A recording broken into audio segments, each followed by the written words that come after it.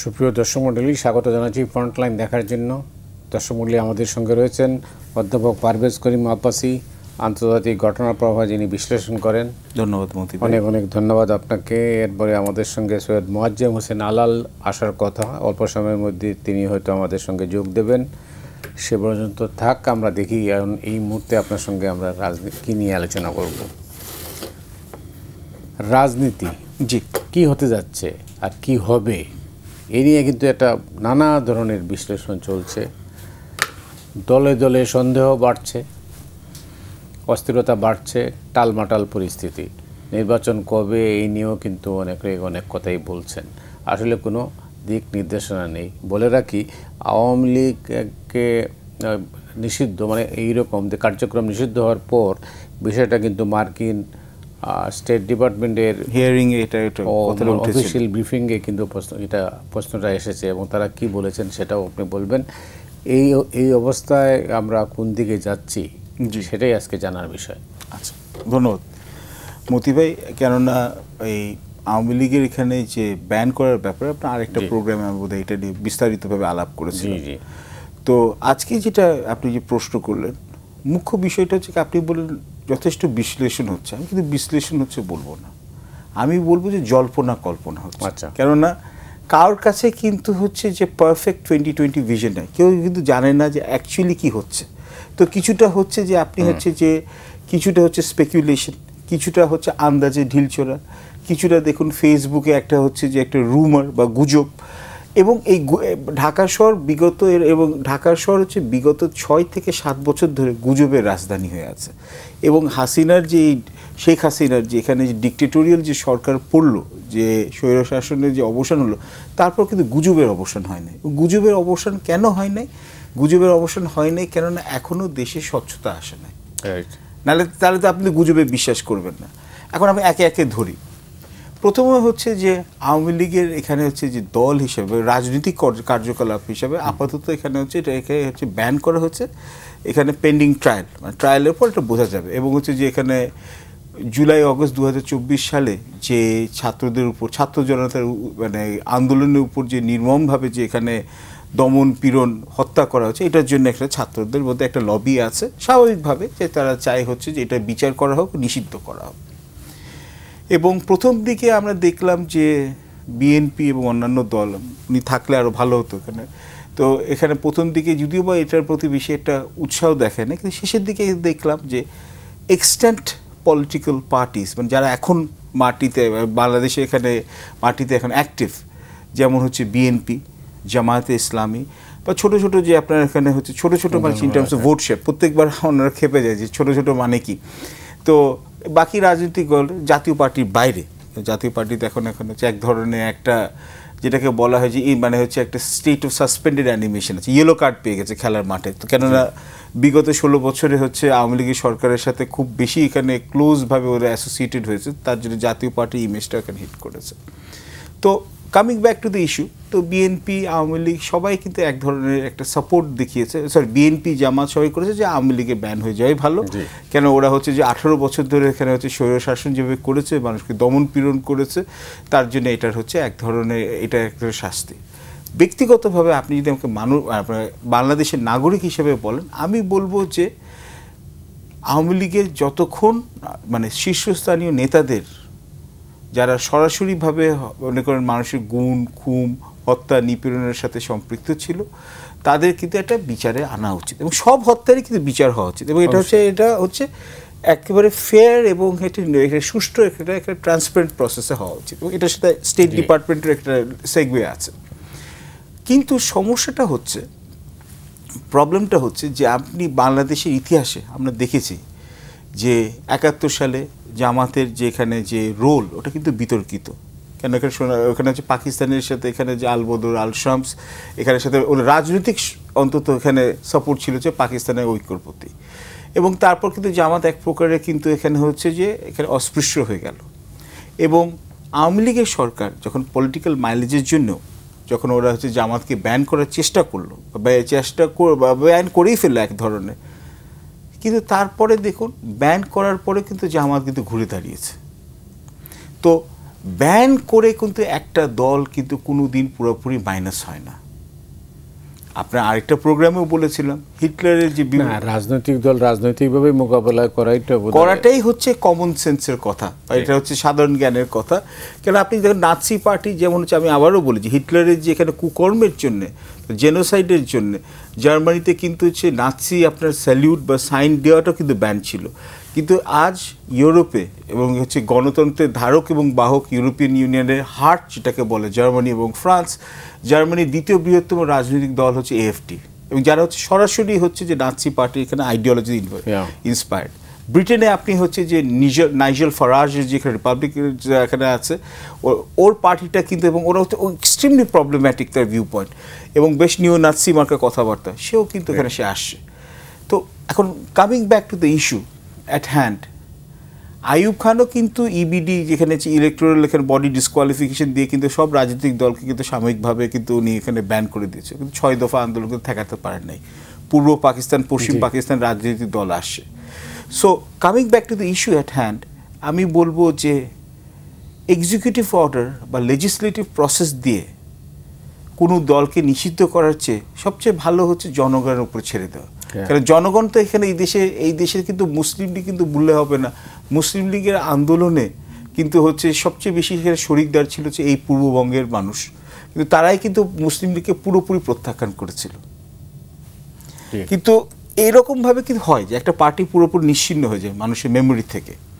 তো আমার মনে হয় যে আওয়ামী লীগের এখানে যে প্রসেসটা, এই প্রসেসটা শুড হ্যাভ বিন, মানে এখানে যে এখানে whether it's completely band or band হলেই যে এখানে আওয়ামী লীগের প্রতি যে এক ধরনের সফট কর্নার যে দেশে একটা 20 থেকে 25% লোকের এককালে ছিল, ওটা কি একেবারে চলে যাবে? এটা হচ্ছে আরেকটা প্রশ্ন। এবং সরকারের যদি অর্থনৈতিক এখানে প্রবৃদ্ধির হার কমতে থাকে, এবং আমরা অলরেডি জানি 37 বছর এখন হচ্ছে বাংলাদেশে এখন প্রবৃদ্ধি হার সর্বনিম্ন, ওয়ার্ল্ড ব্যাংকের ম্যাক্রো পভার্টি এখানে আপডেটের জন্য, বা হচ্ছে বেকারত্বের হার বাড়ছে, বা এখানে দেশি বিনিয়োগ এবং বিদেশি বিনিয়োগ হচ্ছে কমে যাচ্ছে, তাহলে এইরকম একটা মানে গণ্ডগোলের অবস্থায় এবং যদি এখানে আপনার যদি এরকম নৈরাজ্য বাড়তে থাকে, ধোঁয়াশা বাড়তে থাকে যে নির্বাচন হবে কি হবে না, অন্তর্বর্তীকালীন সরকার কতদিন থাকবে না কি থাকবে না, তাহলে কিন্তু এই কারেন্ট গভর্নমেন্টের পারফরমেন্সে কিন্তু তাহলে আওয়ামী লীগের অনেক কিছু কিন্তু অপকর্ম কিন্তু মানুষের কাছে একটু আস্তে আস্তে ঘোলাটে হতে থাকবে। এটাও কিন্তু একটা আমরা দেখেছি এই ফেনোমেনন, যেমন সাদ্দাম হোসেন ইরাকে বা মুয়াম্মার গাদ্দাফি হচ্ছে লিবিয়াতে।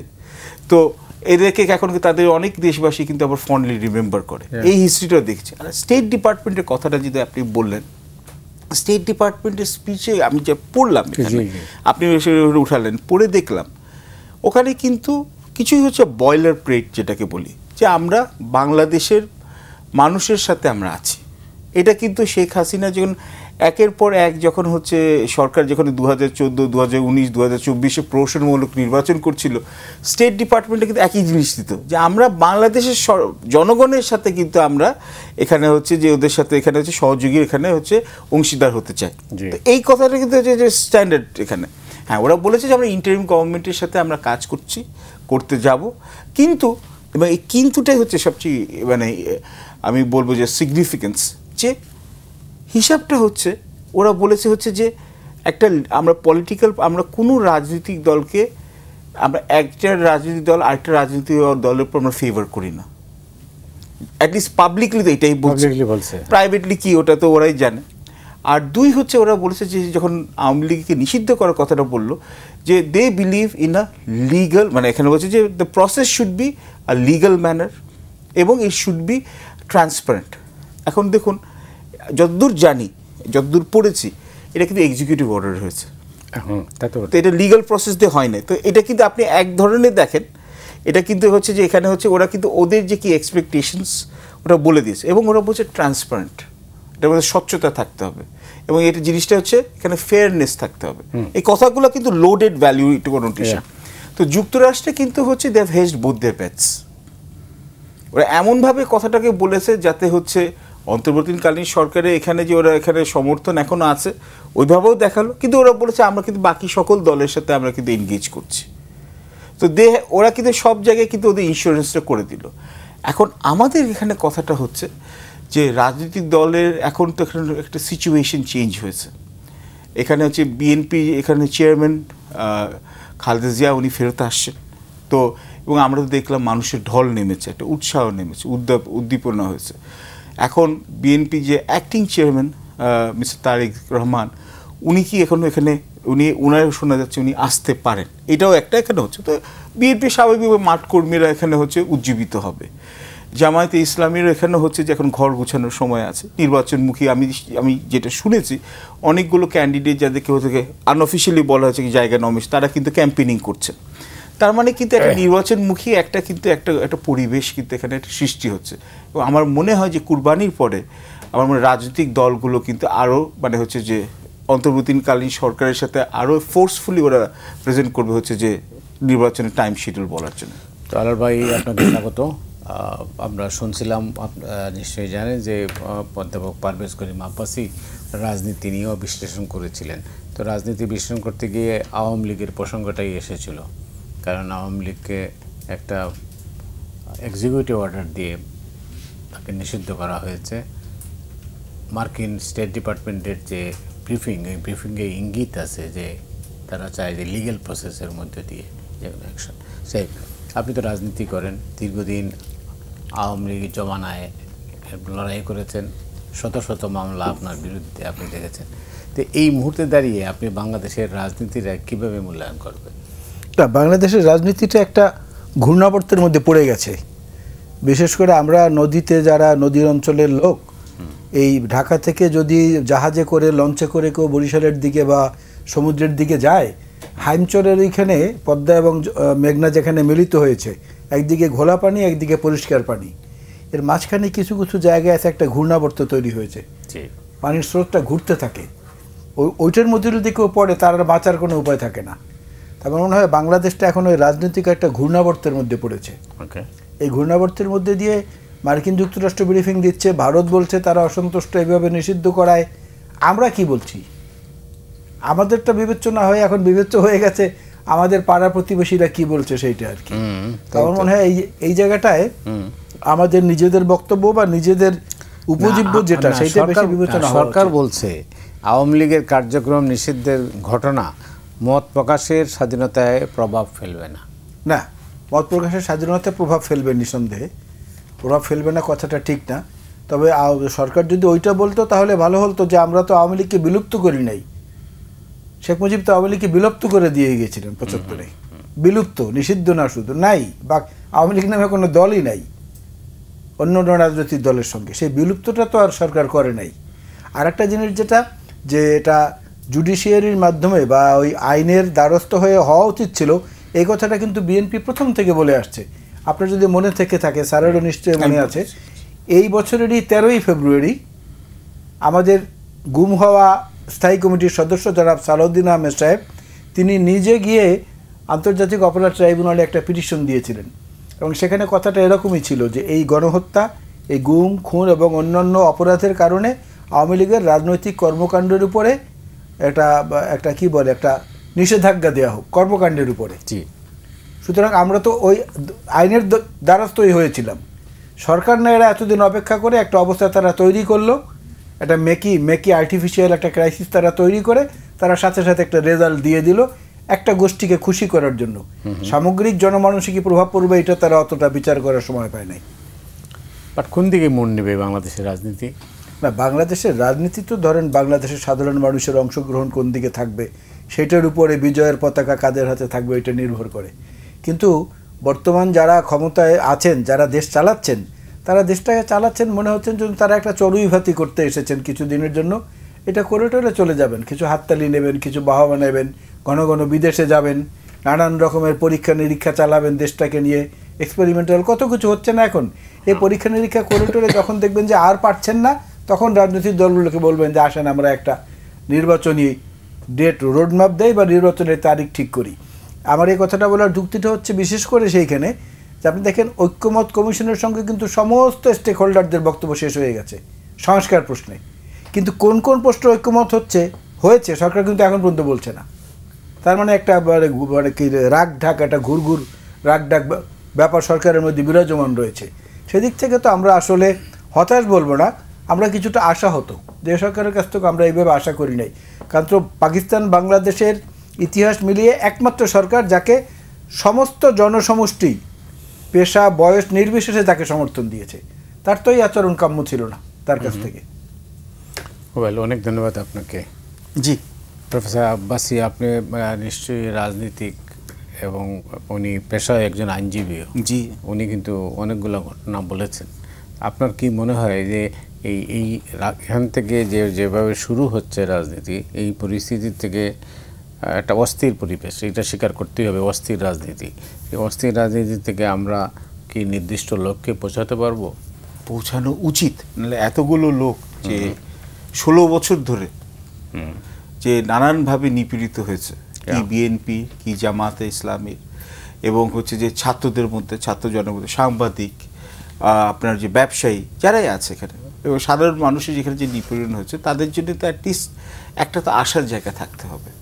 এবং এই যে এখানে যে স্বতঃস্ফূর্তভাবে যে সব জনগণের যে সবাই সমর্থন দিল ছাত্রদেরকে, সবাই এভরিবডি ক্লোজ র্যাঙ্কস, ছাত্ররা, আমি আবারও বলছি, আমাদেরই ছাত্র, আমাদেরই ছেলে, আমাদেরই ভাইপো, কারোর নাতি, তো ওদেরকে রক্ষা করার জন্য কিন্তু সব যেখানে জনগণ বাংলাদেশে নেমে আসে, তখনই কিন্তু শেখ হাসিনার সরকারের এই দানবীয় যেখানে বল প্রয়োগ করাটা এটা থেমে গেল। কারণ যখন আর্মি বললো যে আমরা করব না, arm forces simply put up যে আমরা এখানে করব না। এখন দেখুন সমস্যাটা কি, একের পর এক সমস্যা হচ্ছে। কিছুটা হচ্ছে দক্ষতার অভাব, কিছুটা হচ্ছে এখানে হচ্ছে পাবলিক পালস না বোঝার একটা মানে মনোবৃত্তি, এবং 3 হচ্ছে tendency to get diverted by external issues. এই 3টা জিনিসের কম্বিনেশনটা হয়ে গেছে। এবং 4th হচ্ছে যারা আসছেন তাদের অনেকেই হচ্ছে যে যারা ক্ষমতায় আছেন, উপদেষ্টা আছেন, যেহেতু রাজনীতির সাথে সরাসরি সম্পৃক্ততা নেই, তারা কিন্তু রাজনীতির গ্রামারটাকে যেটাকে বলে সেটা বোঝেন না। এটা আমার কাছে এটা হচ্ছে আমার অ্যাকচুয়ালি আমার এটা মনে হয়। দেখুন, আপনি যদি একে একে যে দেখেন এতগুলা, আলাল ভাই যখন আসলেন এখানে, আমি এই জন্য 1-1.5 ঘন্টা আগে আসি, ঢাকা শহর হচ্ছে আন্দোলনের শহর হয়ে গেছে। মোটরাইজ রিক্সা এখানে চালাবেন, ওদেরকে যদি ব্যান করেন, গুলশান পর্যন্ত ওরা চলে আসছে। আচ্ছা, নার্সদের নিয়ে আন্দোলন, যেখানে এসেছে যে ওরা ডিপ্লোমাটা এখানে যে অনার্সের জন্য করা, ওনারা আন্দোলন করছে। আচ্ছা, ভালো কথা। আপনার শ্রমিকরা যারা আছে তারা আন্দোলন করছে, জগন্নাথের ইউনিভার্সিটি এখানে আন্দোলন করছে, একের পর এক আন্দোলন। এবং আন্দোলন এখানে কি হচ্ছে, হঠাৎ করে আমরা দেখলাম আওয়ামী লীগকে ব্যান করার জন্য আন্দোলন, যেটা সেখানে হঠাৎ করে আন্দোলন হয়ে গেল, হঠাৎ করে আন্দোলন হয়ে ইন্টারকন্টিনেন্ট, যেটা আগে শেরাটন সামনে রাস্তা হঠাৎ করে ব্যান্ড হয়ে গেল। আচ্ছা, ভালো কথা। তো এই আন্দোলন এখানে যেভাবে আছে, যেদিন আপনি দেখেন, যেদিন আপনি এখানে করছেন হচ্ছে বড় করে ইন্টারন্যাশনাল এখানে যে ইনভেস্টমেন্ট এখানে এক্সিবিশন করছেন, বাংলাদেশ ইনভেস্টমেন্ট সামিট করছেন, তখনও কিন্তু আন্দোলনে 2000 শ্রমিক নামছে। তো তার মানে কি, অস্থিতিশীলতা, নৈরাজ্য। আচ্ছা, ছাত্রদের একটা রাজনৈতিক দল হলো, very good, national citizens party, কিন্তু ওটাকেও এটা অর্গ্যানিক একটা, আমার কিন্তু প্রথম দিকে আমি বলছি ঠিক আছে ছাত্ররা যদি রাজনীতি, কিন্তু এটাও তো সাংঘর্ষিক। এতকাল যারা বলছিল ছাত্রদের রাজনীতি করা উচিত না, ছাত্রদের রাজনৈতিক দল, তাহলে বলে সাবেক ছাত্রদের রাজনীতি এখানে রাজনীতি আছে, কিন্তু এটার মধ্যে একটা কিংস পার্টির একটা গন্ধ আছে। যেমন হচ্ছে যে 1/11 সময় 2টো দল হয়ে গেছিল, গ্রিন পার্টি আর এখানে এইগুলো আছে।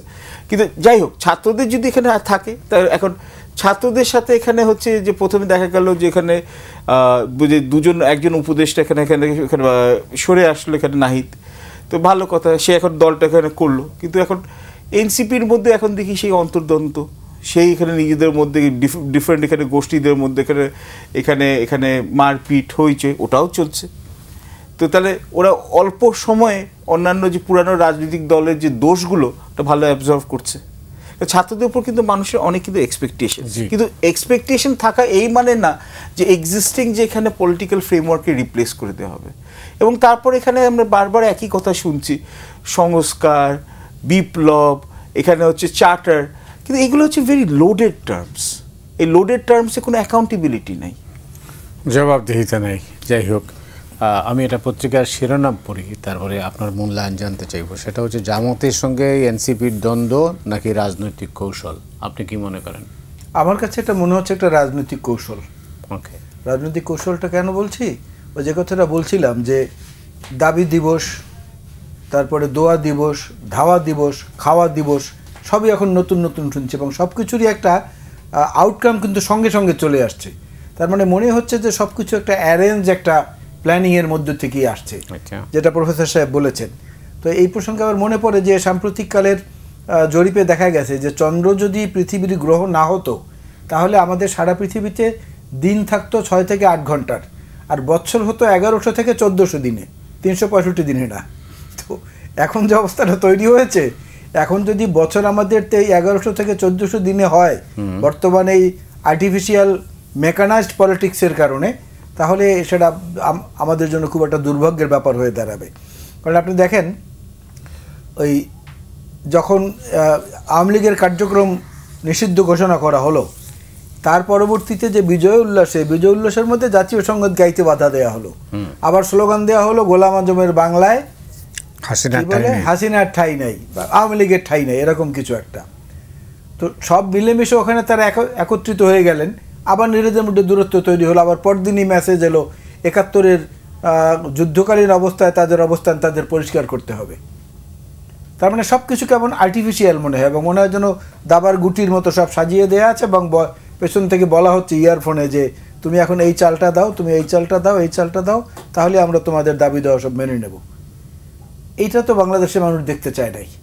মুক্ত, হাসিনা মুক্ত দেশ যেভাবে চেয়েছে আওয়ামী লীগ মুক্ত, ঠিক একইভাবে বাংলাদেশে মুক্ত গণতান্ত্রিক অধিকারের চর্চা চেয়েছে। কোনো অ্যারেঞ্জড গেম বা কোনো পাতানো খেলা তো এখানে দেখতে চায়নি বাংলাদেশ মানুষ। এবং জামাত ইসলামের সঙ্গে এনসিপির যে দূরত্বটা, সেটাও আমার কাছে মনে হয় যেন আর্টিফিশিয়াল, শুধু বাকযুদ্ধের মধ্যে সীমাবদ্ধ, কিন্তু তাদের মধ্যে একটা সমঝোতা যে কোনো সময় নির্বাচনী ঐক্যের কারণে হলেও হতে পারে। তত্ত্বাবধায়ক সরকারের একটা নির্দিষ্ট সময় থাকে 3 মাস, কিন্তু অন্তর্বর্তীকালীন সরকারের কি মেয়াদ কিছু আছে বলে মনে হয়? না, অন্তর্বর্তীকালীন সরকারের তো কোনো মেয়াদ নাই, থাকারও কথা না। কারণটা হচ্ছে যে তত্ত্বাবধায়ক সরকারের যে রূপরেখাটা দেওয়া হয়েছিল সেখানে একটা টাইম মার্জিন দেওয়া হয়েছিল 90 দিন। এদের ব্যাপারে তো কোনো টাইম মার্জিন আমরা দেইনি। মানে মসজিদে ঢোকার পরে আপনি কি উদাহরণ দেন, মসজিদে ঢোকার পরে একজন প্রকৃত মুমিনের কিন্তু পৃথিবীর আর কোনো কাজের সম্পর্কে মনোযোগ থাকে না, ওইখানটাই থাকে। তো সেই ওইটার সাথে তুলনা করছি না, এরকম একটা সামগ্রিক সমর্থনের মনোবৃত্তি নিয়ে এই সরকারকে মানুষ এনেছে, যে কারণে ওই সাইন অফ ইন্টারোগেশনগুলো তখন আসেনি, এইসব প্রশ্ন আসেনি। কিন্তু এখন সেই প্রশ্নগুলো কিন্তু একে একে একে একে আসছে। আর আমাদের এই অঞ্চলের ইতিহাস বলে প্রশ্ন যখন অনেক বেশি জমা হয় তখন সেই প্রশ্নের উত্তর দিতে কিন্তু সবাই স্বতঃস্ফূর্তভাবে রাজপথে একত্রিত হয়। সে অবস্থাটা আবার তৈরি হলে এটা জাতির জন্য খুব দুঃখজনক ব্যাপার হবে। অনেক ধন্যবাদ। যাই হোক, যখন এই বড় ধরনের রাজনৈতিক সিদ্ধান্ত হলো, ঠিক এই মুহূর্তে, তখনকার ওই মুহূর্তে মানবিক করিডোর নিয়ে আলোচনা চলছিল।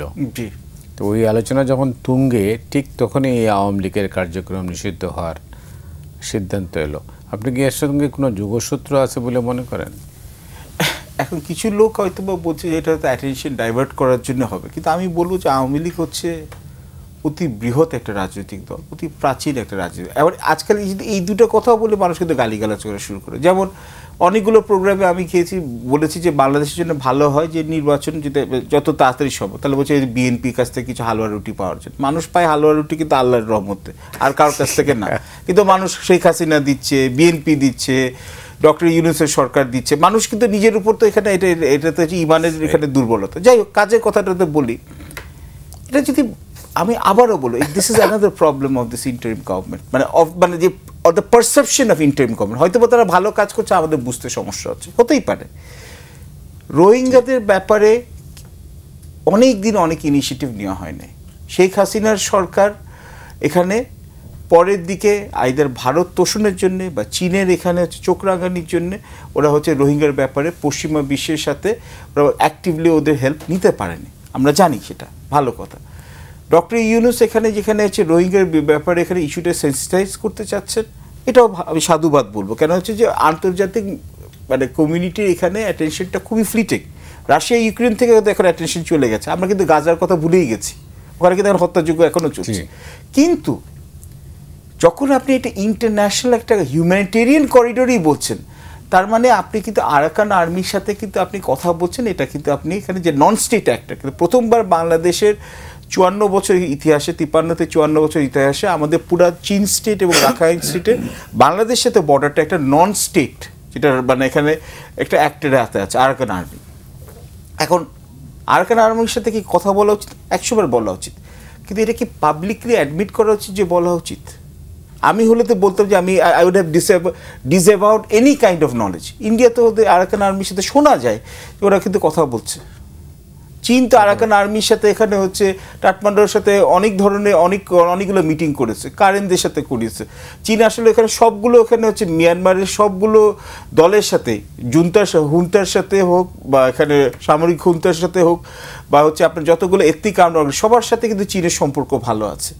কারণ আমরা যখন এখানে স্বীকার করে নিচ্ছি যে আমরা আরাকান আর্মির সাথে কথা বলছি, we are attracting attention. Number 2, আমরা জানি যে যুক্তরাষ্ট্রের বহুবার এখানে হচ্ছে বলা হয়েছে যে তারা চেয়েছে হচ্ছে যে ওদের চাইনিজ যে ফুটপ্রিন্ট ওরা কমাতে চাচ্ছে হচ্ছে দক্ষিণ পূর্ব এশিয়া থেকে, সাউথ ইস্ট এশিয়া থেকে। এবং চায়নার কিন্তু এখানে রাখাইন স্টেটে কিন্তু চিয়াকপুতে এখানে ওদের ডিপ সি পোর্ট আছে। এবং 2027 সালে আমি এটা বহুবার আসছে, ওরা মনে করছে যে তাইওয়ান নিয়ে যদি যুক্তরাষ্ট্র চীনের মধ্যে একটা কনফ্লিক্ট হয়, তাহলে মালাক্কা স্ট্রেটে যদি ওরা বন্ধ করে দেয় যুক্তরাষ্ট্র ওদের নেভি দিয়ে, তাহলে চীন কিন্তু হচ্ছে ওদের যে সরবরাহ যেটা আছে সাগর দিয়ে বা ম্যারিটাইম যে সাপোর্ট ওটা বন্ধ হয়ে যাবে। তার জন্য চিয়াকপুর কিন্তু গুরুত্বপূর্ণ অনেক বেশি। তো এখন ওইটার দিকে এখন যেখানে ওখানে বলছে যুক্তরাষ্ট্র চাইছে তার ফুটপ্রিন্ট বাড়াতে। কিন্তু এইরকম একটা সাংঘাতিক এখানে ভালো কাজও হতে পারে, রোহিঙ্গাদেরকে যদি পুনর্বাসিত করতে পারে।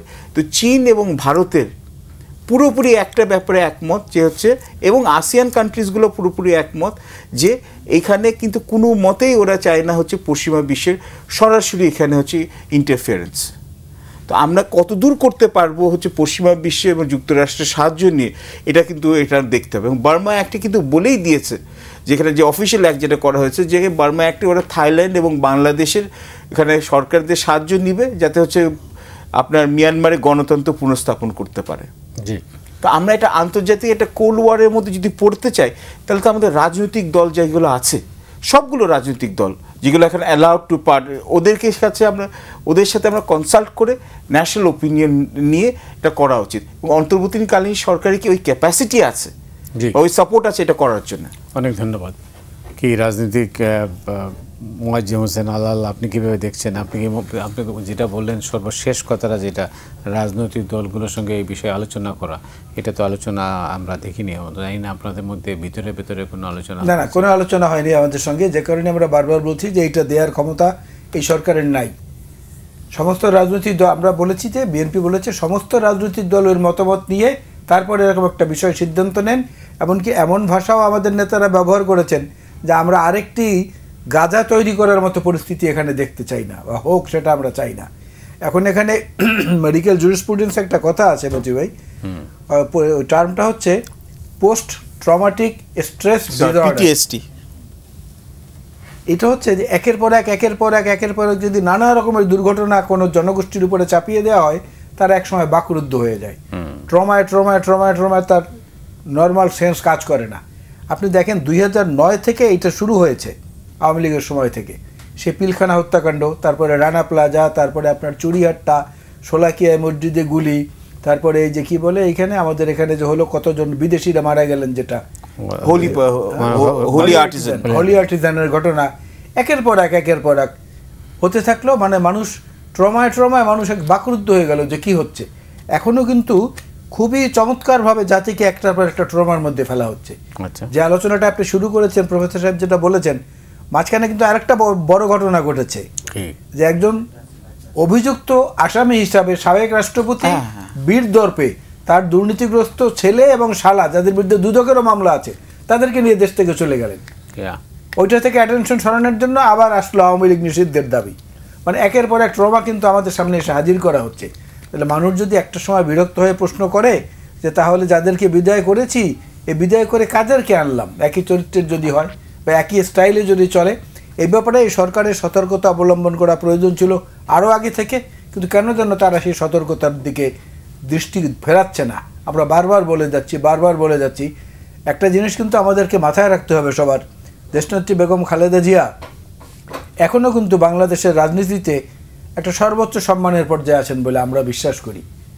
উনি যদি কোনো আহ্বান জানিয়ে বসেন, গুলশানের যদি 2 দিন 3 দিন অফিস করেন, আমাদের সবার সঙ্গে আলাপ আলোচনা করেন, আপনাদের মতো দেশের বিশিষ্ট ব্যক্তিবর্গের সঙ্গে আলাপ আলোচনা করে উনি যদি কোনো একটা আলটিমেটাম এই সরকারকে দিয়ে দেন, তখন কিন্তু মানে কেমন করার সময়টা কিন্তু তারা পাবেন না। এই জন্য তাদের সবার আগে বিশেষজ্ঞ যারা বিভিন্ন বিষয়ের, তাদের পরামর্শ নেওয়া উচিত। রাজনৈতিক দলগুলোর এবং অন্য স্টেক হোল্ডারদের সঙ্গে এই সমস্ত সার্বভৌমত্ব, স্বাধীনতার প্রশ্নের, নিরাপত্তার বিষয়গুলো তাদের সঙ্গে শেয়ার করা উচিত। না, দ্রুত নির্বাচন হতে কি অসুবিধা? দ্রুত নির্বাচন হতে যে কী অসুবিধা, এটা তো আমরাও বুঝতে পারছি না। সব কিছু তো হয়েই গেছে। কারো ট্যাক্স ফাঁকির যেটা সেই মামলাও চলে গেছে, তারপরে অন্যান্য আরও যে সমস্ত ঝামেলা ছিল সেগুলোও চলে গেছে, আমাদেরও মামলাগুলো একে একে চলে যাচ্ছে, আরও কিছু বাকি আছে আমার এখনও, এগুলোও চলে যাচ্ছে। এরপর তো কোনো সমস্যা থাকার কথা না।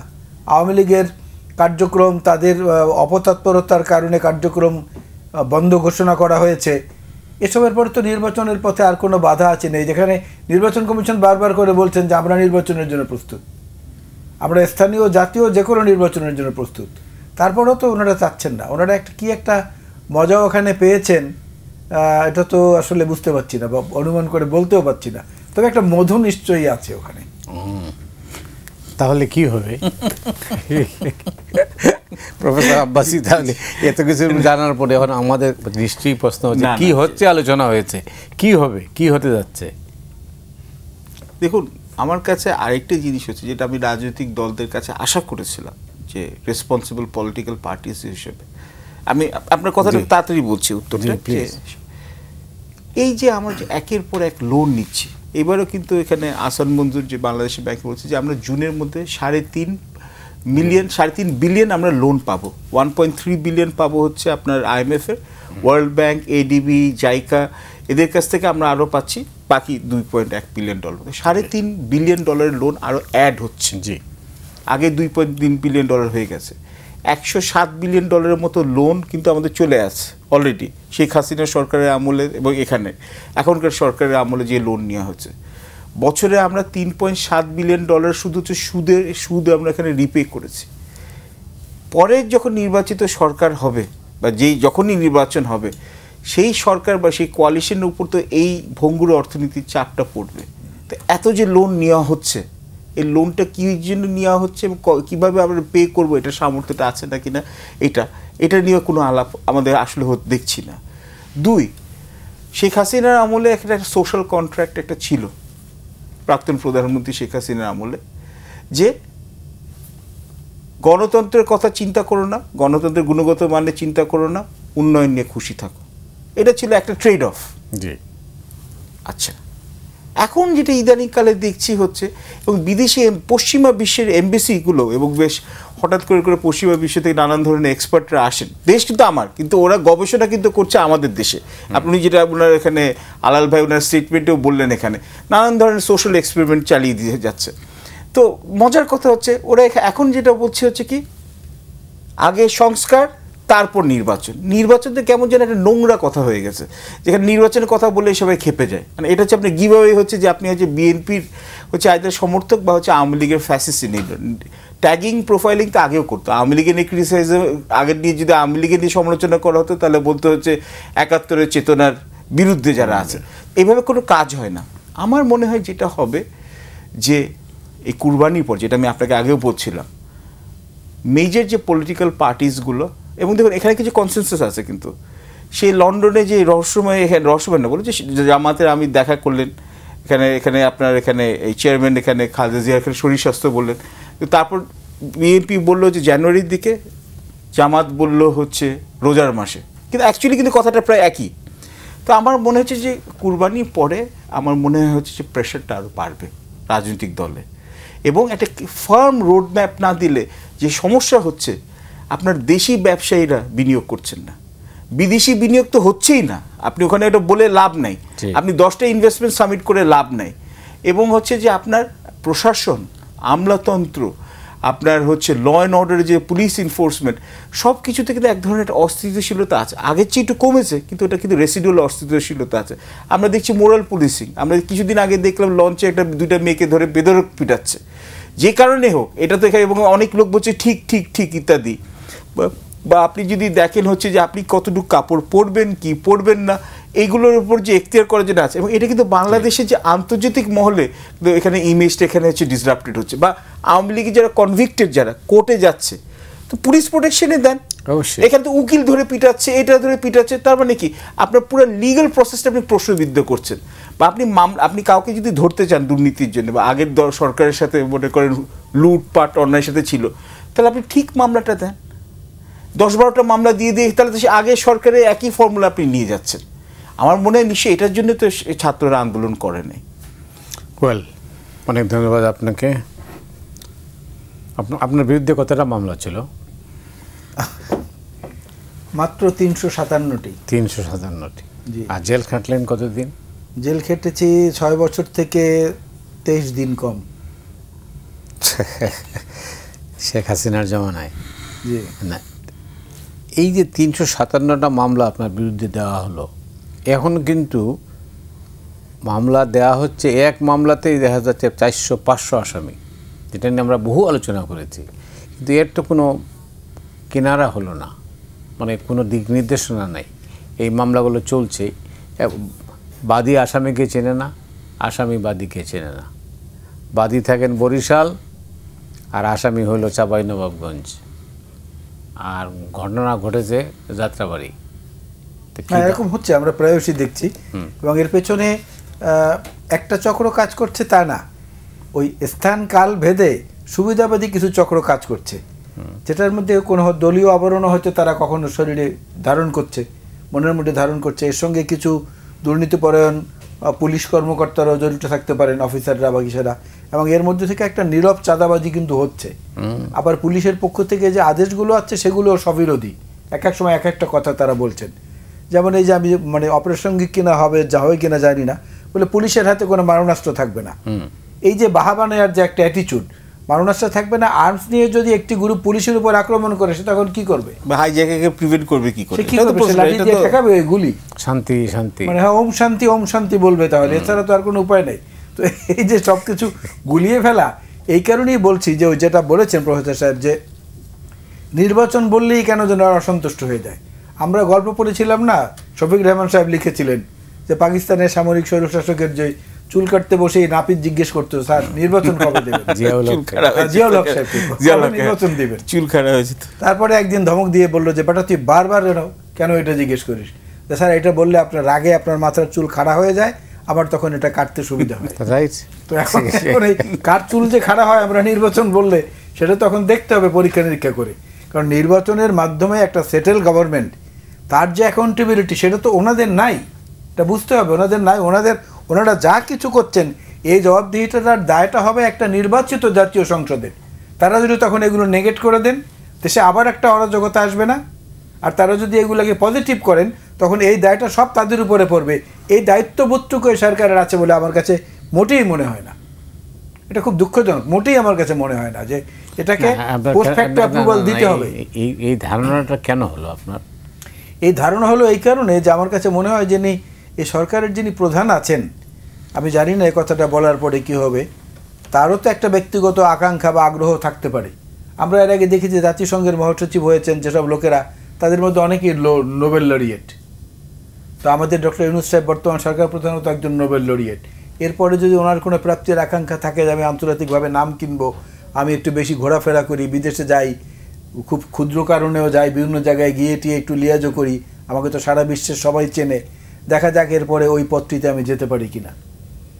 এরকম কোনোটা যদি মূল টার্গেট থাকে, তাহলে আমাদের এই এখানকার স্থিতিশীলতা, এখানকার গণতন্ত্র, এখানকার স্বাধীনতার সার্বভৌমত্ব, এই টার্গেটগুলো গৌণ হয়ে গেছে সরকারের কাছে। গৌণ হয়ে যাওয়ার কারণে মুখ্য বিষয়টি প্রাধান্য পাচ্ছে, গৌণ বিষয়টিকে মানে মুখ্য বিষয়টাকে গৌণ করে দেওয়া হয়েছে, যেটা খুবই মানে দুঃখজনক বলে মনে করি আমি। অনেক ধন্যবাদ জালাল ভাই। প্রফেসর আব্বাসী যেটা একদম সরাসরি বললেন, যেটা যাই হোক আমাদের হাতে সময় কম, আর তারপরেও আপনার কাছে যেহেতু এতে আপনার মতামত আমরা জানতে চাইব যে আমরা আসলে কি কোনো লক্ষ্যহীন না লক্ষ্য নিয়েই আগে হচ্ছে আমাদের মধ্যে, কি আমরা কি দুই ধরনের মত আছে যে একটা একদিকে যাবে? জানেন যে দুইজন বাংলাদেশি থাকলে 4 রকম মত হয়। আচ্ছা, একই বাংলাদেশি দুটো করে মত হয়। তো আমার মনে হয় যে ডক্টর ইউনূসকে খুব ছোট করে বলি, ওনার অনেক কিছু ওনার প্রাপ্তি আছে। বাংলাদেশেরকে উনি ব্যক্তিগতভাবে গ্রামীণ ফাউন্ডেশন দিয়ে অনেক উনি ওনার হচ্ছে যে অনেক জায়গায় সম্মান দেখিয়েছে বা সম্মান অর্জন করেছে। কিন্তু আমার মনে হয় যে ওনার লাস্টিং লেগেসি হবে যে বাংলাদেশের গণতন্ত্র পুনঃস্থাপনা করা। গণতন্ত্র পুনঃস্থাপনা তখনই করবেন যখন হচ্ছে উনি একটা ফেয়ার ইনক্লুসিভ একটা নির্বাচন দিবেন, এবং এইটাই হবে হয়তো ওনার হচ্ছে যে বাংলাদেশের 18 কোটি লোকটাকে কৃতজ্ঞতার সাথে মনে করবে। কেননা খুব বেশি এক্সপেরিমেন্ট করতে গেলে আমি দেখেছি হচ্ছে যে আমাদের দেশে কিন্তু সবসময় এটা একটা নেগেটিভ রিয়াকশন হয়। আমার মনে হয় ডক্টর ইউনূসের উপর এখনও লোকের ভরসা আছে, এবং আমার মনে হয় যে উনি ভরসাটা উনি বজায় রেখে একটা ফ্রি অ্যান্ড ফেয়ার ইলেকশন দিবেন, এবং এটা যতটা যৌক্তিকভাবে সম্ভব ততটা তাড়াতাড়ি দেওয়াটাই বোধহয় কাম্য। ধন্যবাদ। 20 সেকেন্ড আছে, বলতে পারবেন কিছু? জি, 20 সেকেন্ড বলবো যে নির্বাচন প্রসঙ্গে যে কথাটা, সেই কথাটা কিন্তু আমি শুরুতে একটু টাচ করে গেছি। সেটা হচ্ছে যে জাতীয় ঐক্যমত কমিশন যেটা গঠন করেছে, সবাই স্বাগত জানিয়েছে। এই জাতীয় ঐক্যমত কমিশন এমনকি মানে অস্ত্রধারী সন্ত্রাসী একটি সংগঠন ইউপিডিএফ, তাদের সঙ্গে আলোচনায় বসেছে, সকল রাজনৈতিক দলগুলোর সঙ্গে আলোচনা করেছে, অন্যান্য অংশীদারদের সঙ্গে আলোচনা করেছে। কিন্তু কোন কোন বিষয়ে ঐক্যমত হলো সংস্কার প্রসঙ্গে, সেই কথাটাও কিন্তু তারা বলছে না, অর্থাৎ বলতে দেওয়া হচ্ছে না। এখানেই তো মনে হচ্ছে যে নির্বাচনটাকে বিলম্ব করে আরও কিছু কৃতিত্ব নিয়ে তারপরে অন্য কোনো দরবারে গিয়ে হাজির হওয়ার একটা প্রবণতা দেখা যাচ্ছে। মুয়াজ্জেম হোসেন আলাল, আপনাকে অনেক ধন্যবাদ। জি, প্রফেসর আব্বাসী, আপনাকেও ধন্যবাদ। দর্শক মণ্ডলী, আজ এ পর্যন্তই। আপনারা সবাই ভালো থাকুন।